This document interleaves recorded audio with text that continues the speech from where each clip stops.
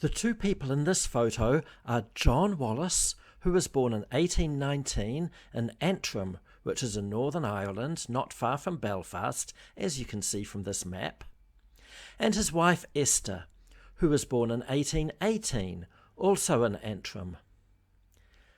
These people will have no significance to most of you watching this video, but they're significant to me because they are my patrilineal great-great-great-grandparents. In other words, one of their 8 children was Joseph Wallace, born in 1853 in Whanganui, New Zealand, and he happens to be my father's father's father's father. Patrilineal just means through the line of fathers. So this means Antrim is my ancestral land. So my question is this: do I have the right to travel to Northern Ireland, choose a piece of land in Antrim, and forcibly evict whoever lives there now? Can I kill them if they don't leave willingly? It is my ancestral home. Well, I would hope the answer to this question is obvious to anyone watching this video. But nonetheless, I decided to put this question to someone right here on YouTube who said they were Israeli. After all, Israelis, being God's chosen people, have become expert on questions around forcible eviction of people from land based on possible ancestral ties. And surprisingly enough, I learnt something from this person.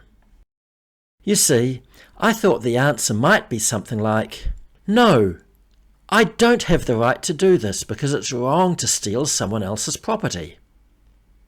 But that wasn't the answer. Could it be, no, I don't have the right to do this because it's wrong to kill someone? No, according to this particular Israeli, that's not the answer either.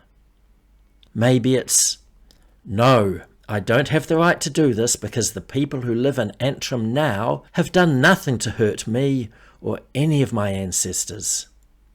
I mean, that sounds fair, right? But no. Is it? No, I don't have the right to do this because I don't know exactly where my great-great-great-grandparents actually lived? Wrong again. The answer to this question will surprise you.